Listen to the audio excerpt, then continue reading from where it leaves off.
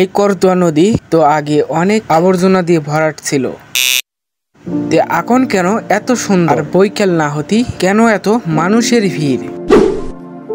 আসসালামু আলাইকুম বন্ধুরা, আশা করি অনেক অনেক ভালো আছেন আপনারা। আমিও আল্লাহর রহমতে অনেক অনেক ভালো আছি। আমি কিছুদিন আগে আপনাদেরকে বলেছিলাম একটা ভিডিওয়, করতোয়া নদীর এটাই শেষ ভিডিও না, আবারও আসবে করতোয়া নদীর ভিডিও। সেই ভিডিওয় বলেছিলাম এই করতোয়া নদী এত সুন্দর কিভাবে হলো, আর বৈকালবেলা এত মানুষের কেন ভিড়। সবগুলো তথ্য এবং ভিডিওর মাধ্যমে আপনাদেরকে জানানোর চেষ্টা করব।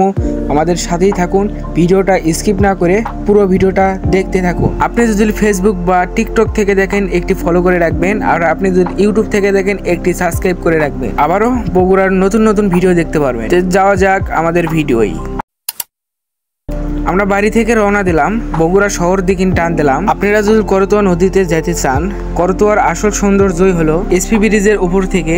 সেই এসপি ব্রিজ আপনারা যদি যেতে চান, তাহলে আপনাদের আসা লাগবে বগুড়ার সাতমাথা গোলচক্কর। গোলচক্কর থেকে আপনাদের যাওয়া লাগবে পুলিশ প্লাজার এবং রানা প্লাজার সামনে দিয়ে জেলখানার পিছনে। আবারও আসি আমরা বগুড়া সাতমাথায়। বগুড়া সাতমাথা থেকে আপনি যদি একটি অটো ধরেন বা ইস্কা, মামাকে বলবেন এসপি ব্রিজ যাব, মানে জেলখানার পেছনে।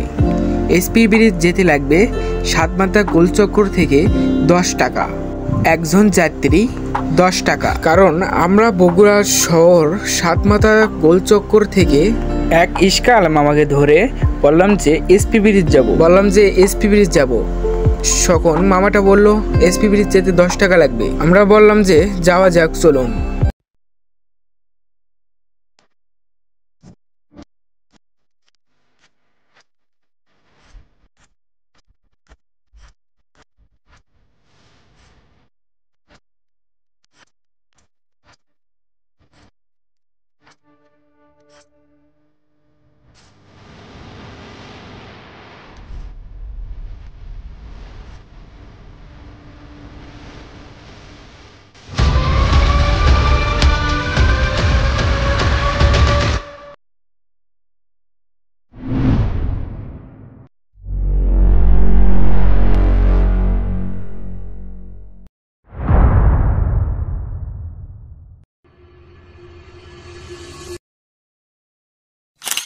আর এটাই সেই মহিলা কলেজ, আর এটাই সেই করতোয়া নদী। আর এই করতোয়া নদীতে আসার পর এক ভাই থেকে শোনার চেষ্টা করলো, আগে তো এই নদীতে অনেক আবর্জনা এবং গন্ধ জন্য আসাই যেত না, আর কেনই এত সুন্দর হলো এখন। আর সেই ভাইটা আমাদেরকে বলল সরকার থেকে কাজ করে এই নদীটা অনেক পরিষ্কার করা হয়েছে।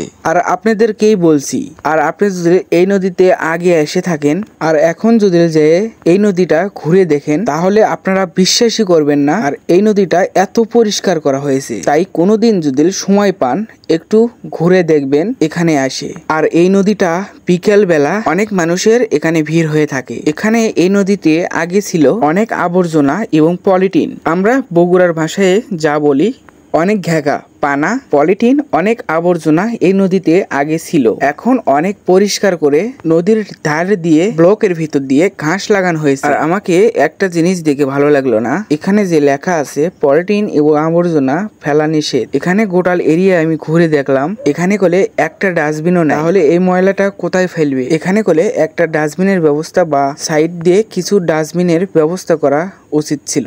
যাই হোক, আজকের ভিডিওটা যদি একটু পরিমাণও আপনাদেরকে ভালো লেগে থাকে, অবশ্যই একটি শেয়ার করে সবাইকে দেখার সুযোগ করে দেবেন। আর এই নদীতে একটি ভালো নৌকা হলে করতোয়া নদী গোটাল ঘুরে বলে দেখতে পারতেন।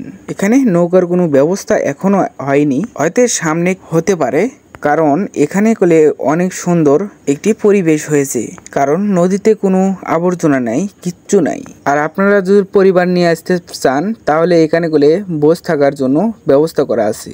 তো আজকের মতো এখানে ভিডিওটা শেষ, আবারও হয়তো পরবর্তী নেক্সট কোনো এক ভিডিও দেখা হবে। আল্লাহ হাফেজ।